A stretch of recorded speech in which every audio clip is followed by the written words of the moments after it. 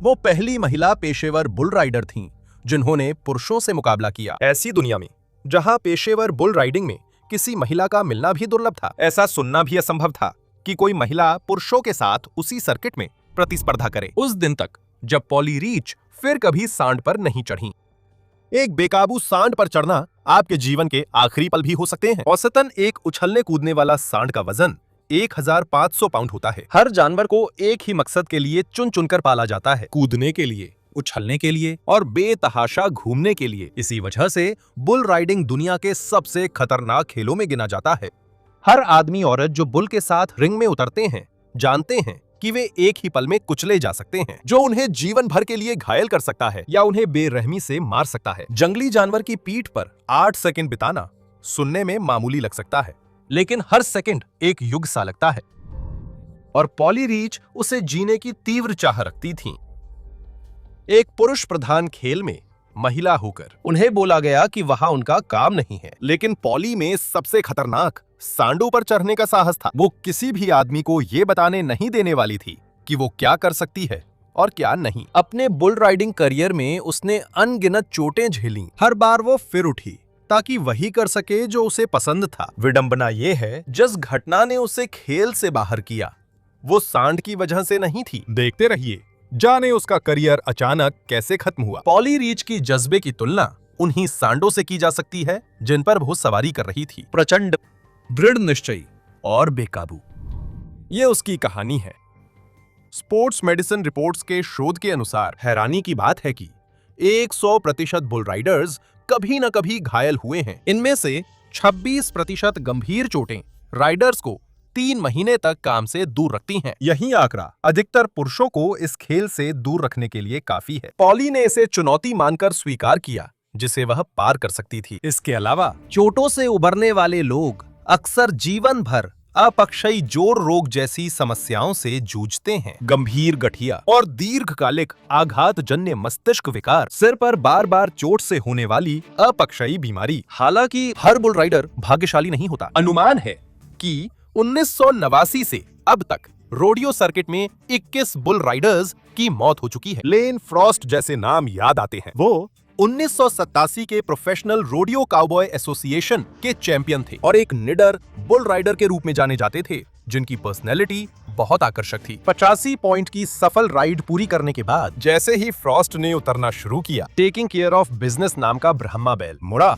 और अपने सींग की पिछली तरफ से उसे टक्कर मार दी, जिससे उसकी कई पसलियां टूटी और फ्रॉस्ट को घातक चोट लगी। वो सिर्फ 25 साल का था, लेकिन उसे अब तक के सबसे महान बुल राइडर्स में से एक के रूप में याद किया जाता है। हाल ही में 2019 में मेसन लोवे की भी 25 साल की उम्र में एक घातक दुर्घटना में मौत हो गई। प्रतिभाशाली बुल राइडर बुल के नीचे दब गए और दिल को गंभीर नुकसान से उनकी मौत हो गई। महान राइडर्स ने जान जोखिम में डालकर इतिहास में नाम दर्ज किया। आखिर पॉली राइक को ऐसा क्या सूझा? 5 फुट 7 इंच की महिला, वजन सिर्फ 120 पाउंड को इन खूंखार जानवरों के साथ रोडियो की दुनिया में उतरने के लिए प्रेरित किया। उसने बुल राइडिंग 29 साल की उम्र में शुरू की। 1992 में जब अधिकतर राइडर्स बुल राइडिंग छोड़ रहे थे, पॉली ने इस नए एडवेंचर के बारे में कभी सोचा ही नहीं था। वो इलिनॉय में डॉग ग्रूमर थीं और अपनी 12 साल की बेटी रायन की परवरिश कर रही थीं। वो 6 साल के रिश्ते से अभी निकली थीं। उसकी दोस्तों ने तय किया कि उसे बाहर ले जाना चाहिए। वे उसे पहली बार रोडियो दिखाने ले गईं। शुरू में उसे दिलचस्पी नहीं थी, लेकिन उस समय उसे पता नहीं था कुछ ही सालों में वो एक पेशेवर बुल राइडर बन जाएगी। पॉली सब इवेंट से बोर हुई, सिवाय आखिरी के। दरवाजे खुलते ही एक दमदार सवार अपने बेकाबू सांड पर सवार होकर रोडियो के मैदान में आ धमका। सांड ने लात मारी, कूदा और सवार गिराने को मरोड़ा और इस प्रक्रिया में उसे आगे पीछे उड़ा दिया। भीड़ में जोश इतना था कि उसे महसूस किया जा सकता था। हर एक सेकंड चीखें तेज और उन्मादी होती गईं, लेकिन जब सवार जोरदार झटके से गिरा, भीड़ की जयकारें घबराहट भरी आहों में बदल गईं। सवार वीरता से खड़ा हुआ और अपनी चाप्स झाड़ ली। भीड़ की जोरदार जयकारें फिर लौटीं। हर सवार, चाहे वो 8 सेकंड टिके या 3, उनकी बहादुरी की सराहना हुई।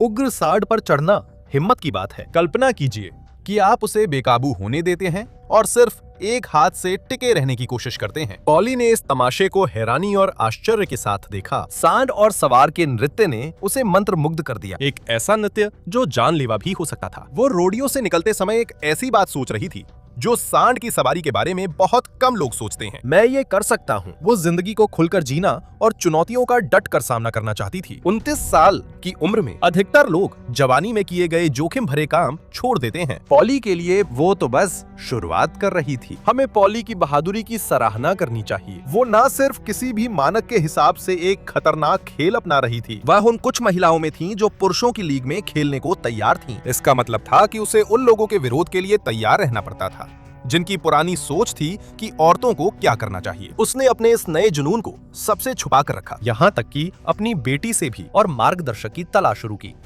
यही उनकी मुलाकात लैरी मॉसली से हुई। 24 साल तक इस खेल में रहने के बाद उनके पास पॉली का मार्गदर्शन करने और उसे एक निडर बुल राइडर बनाने का अनुभव था। साथ ही एक श्वेत प्रधान खेल में अफ्रीकी अमेरिकी पुरुष होकर लैरी जानता था कि अलग थलग पर जाने और अपने जुनून को आगे बढ़ाने पर लोगों की अजीब नजरें झेलना कैसा होता है। वो मार्गदर्शन देने को तैयार था, बशर्ते उसका समय बर्बाद ना हो। हर बड़ी यात्रा एक छोटे कदम से शुरू होती है।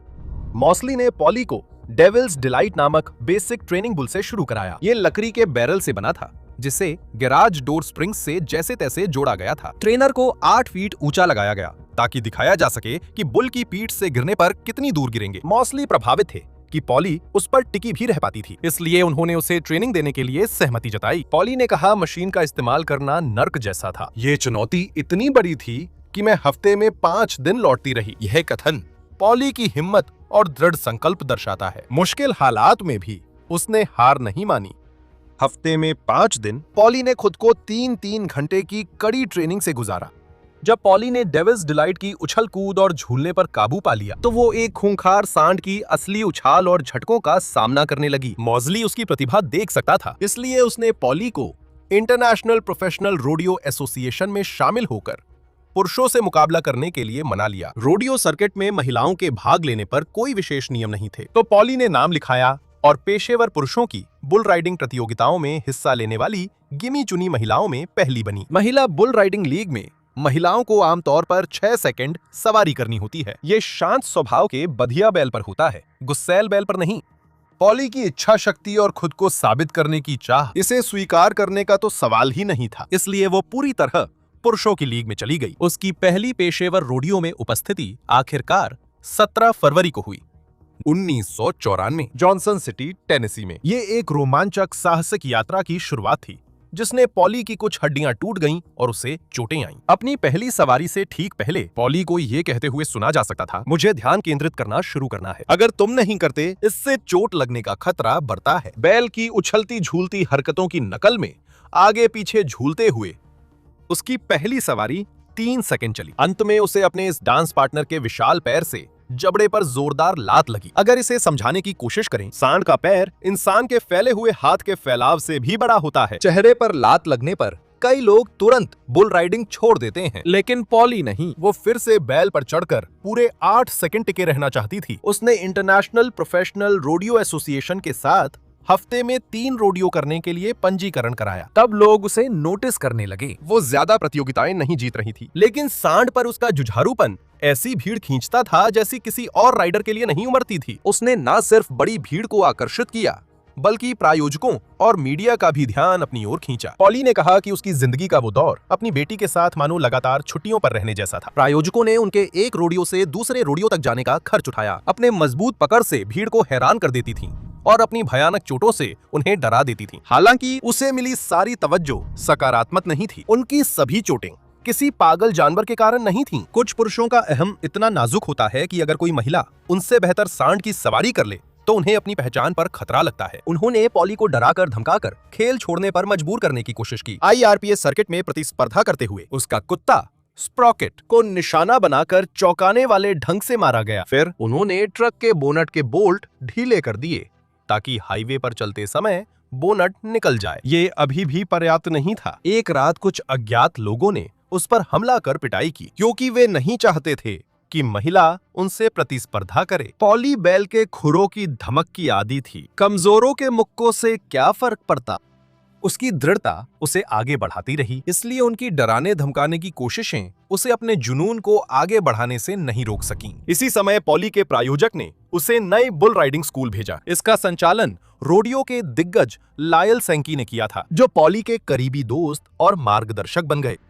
उन्होंने सुझाव दिया कि वह IRPA छोड़कर ज्यादा प्रतिष्ठित प्रोफेशनल बुल राइडिंग एसोसिएशन से जुड़ें। जो उन्होंने पाया वह IRPA से बिल्कुल अलग था। PBR के बुल राइडर्स उनके प्रति सज्जन थे और ये देखकर खुश थे कि एक समर्पित महिला भी उन्हीं विशाल सांडों पर मुकाबला कर रही है जिन पर वे करते हैं। यहाँ कई राइडर्स उनके करीबी दोस्त बन गए, लेकिन इसी दौरान उन्हें और भी भयानक चोटें आईं। पॉली ने टखनों के कई फ्रैक्चर भी सहे, एक टूटी हुई कलाई, टिबिया की हड्डी में दरार, एक खिसका हुआ कंधा, यहाँ तक कि टूटी पेल्विक हड्डी। ये सब उसके जुनून की खातिर था। मोच, चोट और टांकों की तो बात ही छोड़िए, उनकी सबसे बुरी चोटों में से एक उनकी बेटी के 13वें जन्मदिन पर लगी थी। पॉली किसी तरह सांड पर टिकी रही। इसका मतलब है कि उन्होंने पूरे 8 सेकंड की सवारी पूरी की। उतरते समय पॉली का ध्यान भटका और वे समय पर सांड से नहीं हट सकी। सांड अपने पेट पर लुढ़क गया और नाजुक सवार के ऊपर गिर गया, और जब वो उठा उसके सीने पर पैर पटक दिया। इस हादसे में उसकी 5 पसलियां टूटीं और फेफड़े में छेद हुआ। चोटें इतनी गंभीर थीं कि उसका दिल रुक गया। डिफिब्रिलेटर से उसे दोबारा जीवित किया गया। पॉली की बेटी रायन उसकी निजी नर्स थी। वो पहले से ही इस बात से डरी हुई थी कि उसकी मां को कोई सांड गंभीर रूप से घायल कर देगा या मार डालेगा। तो इस हादसे के बाद दोनों ने पॉली के करियर पर फिर विचार किया। पॉली ने कहा, जब मैंने रायन को अस्पताल में देखा, मैंने पूछा क्या वो चाहती है मैं रुकूं।